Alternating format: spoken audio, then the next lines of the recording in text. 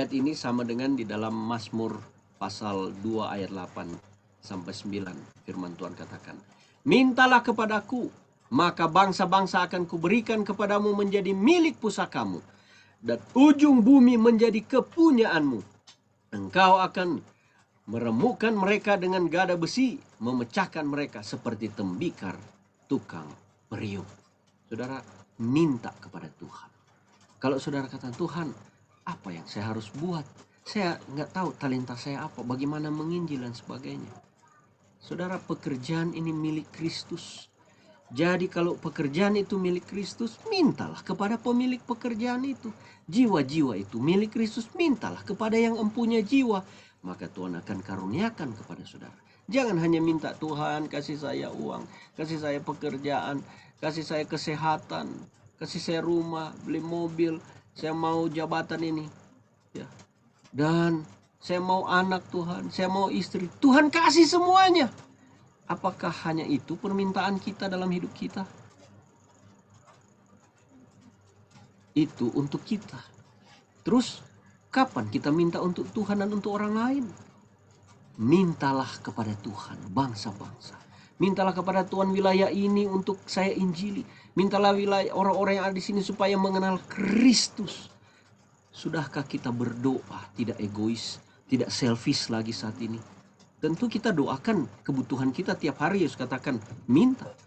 Tapi kalau kita sudah diberkati oleh Tuhan, kita masing-masing meminta, harus saya dilayani terus. Sudah puluhan tahun, sudah berjanggut menjadi orang Kristen, tapi masih minta dilayani terus. Tidak ada pelayanan yang kita buat lebih untuk Tuhan. Tidak ada pekerjaan yang kita minta. Pendeta, saya punya talenta ini, saya mau melayani, kasih saya pekerjaan ini. Bukan untuk kesombongan atau untuk meninggikan diri, tapi karena saya mau melayani, saya nggak bisa diam. Saya harus bekerja untuk Tuhan. Mau ada jabatan atau tidak, saya mau melayani Tuhan. Ini yang Tuhan mau, saudara-saudara. Berapa kita meminta pekerjaan Tuhan untuk kita bagi orang lain? Apakah kita habiskan hidup kita hanya untuk menikmati berkat Tuhan, datang gereja, duduk manis, pulang, mengkritik-kritik orang, ya, seperti penonton yang menyalahkan orang main sepak bola, orang main, tapi kita tidak pernah terlibat. Kita jadi pengkritik yang hebat di gereja, tapi kita tidak melibatkan diri untuk pekerjaan Tuhan. Dan baru kita rasa gimana melayani Tuhan itu, sulitnya pelayanan. Tapi karena kita bekerja dengan Tuhan, tidak ada beratnya. Kita bekerja dengan sukacita. Ya. Ini yang harus kita minta, saudara-saudara. Ya. Ini doa-doa kita. Tuhan, saya mau mengabdikan hidup saya masih muda, sesuai dengan yang Tuhan mau. Saya mau mengasihi Tuhan dengan segenap pikiran saya masih kuat berpikir. Tenaga saya, jiwa saya. Inilah permintaan kita. Saya mau wilayah ini, Tuhan. Tuhan pakai saya untuk menginjili tempat sini. Gunakan talenta yang Tuhan sudah berikan. Ini doa saudara. Itu yang Tuhan mau. Maka saudara akan serahkan kekuasaan itu kepada saudara. Tempat pelayanan. Jiwa-jiwa Tuhan akan tunjukkan, Tuhan akan berikan tempat pelayanan saudara. Mintalah, maka Tuhan akan berikan. Ya. Ini yang Tuhan katakan. Tuhan akan berikan kita, ya, kekuasaan bersama dengan Kristus akan memerintah dengan tongkat besi, Tuhan katakan, ya. Mereka akan diberikan kuasa, saudara akan diberikan kuasa menentukan nasib bangsa-bangsa. Wow, luar biasa. Ketika saudara terbiasa, ya, untuk melayani Tuhan, melayani bangsa-bangsa, melayani orang-orang, saudara juga akan diberikan kuasa untuk menentukan nasib bangsa-bangsa. Kapan itu terjadi, saudara-saudara? Tuhan karuniakan karunia untuk melayani hari ini. Dan ada karunia yang lain. Di dalam 1 Korintus pasal 6 ayat 2 Tuhan katakan, tidak tahukah kamu bahwa orang-orang kudus akan menghakimi dunia? Wow, luar biasa, saudara-saudara. Tuhan katakan kita akan menghakimi dunia. Wahyu 2:28, dan kepadanya akan kukaruniakan bintang timur.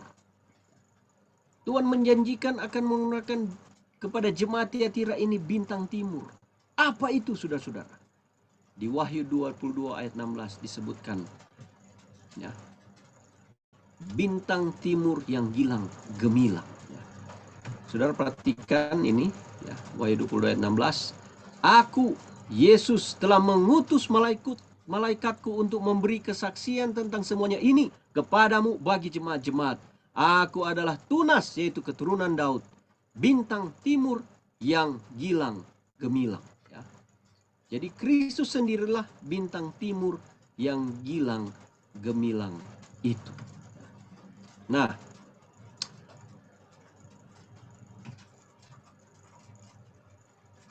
di dalam ayat 28 ini, ya, Kristus bukanlah yang dimaksudkan di dalam ayat ini, ya, karena tidak ditulis bintang timur yang gilang gemilang, melainkan hanya bintang timur, ya. Kalau saudara perhatikan, ya, kalau kita lihat dari bahasa aslinya, ini dikatakan ortrinos, ya, astare.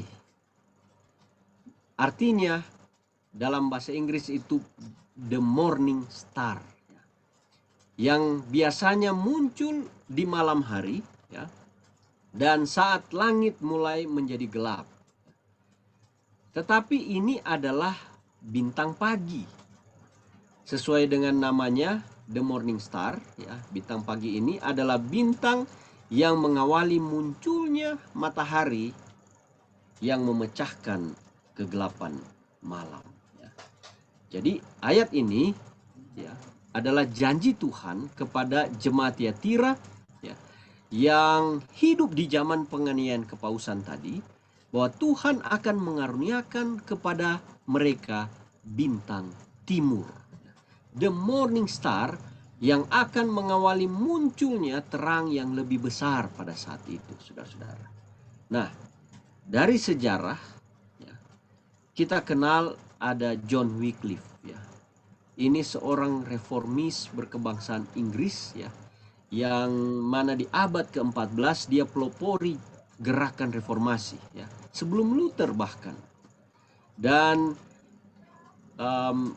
ini membuat kebebasan dari umat-umat Tuhan dari ajaran kepausan yang salah, ya. Jadi John Wycliffe ini yang pertama menerjemahkan Alkitab ke dalam bahasa Inggris, ya, sehingga orang-orang zaman itu di Inggris, ya, bisa membaca tidak saja dari dalam bahasa Latin, bahasa Ibrani atau bahasa Greek, tetapi ke dalam bahasa mereka sendiri. Karena Alkitab dulu hanya ada bahasa apa? Ibrani, bahasa Greek atau bahasa Latin, dan tidak semua orang bisa membaca, ya, di Eropa. Jadi John Wycliffe menerjemahkan ke dalam bahasa Inggris dan orang-orang bisa membacanya. Nah, sebagaimana bintang timur itu mengawali datangnya terang yang lebih besar, maka John Wycliffe ini mengawali gerakan reformasi Protestan yang mengikuti pergerakan ini baik di Prancis, di Swiss, di Jerman, dan akhirnya di seluruh Eropa.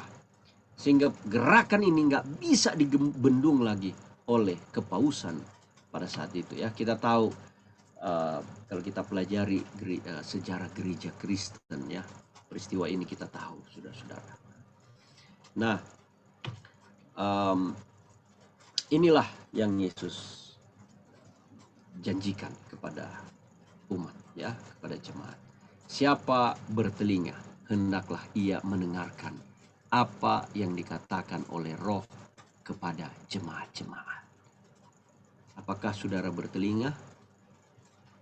Berarti ini bukan saja kepada jemaat Tiatira lokal pada situ, atau tidak saja kepada jemaat Tiatira di zaman 538 sampai 1798, ya.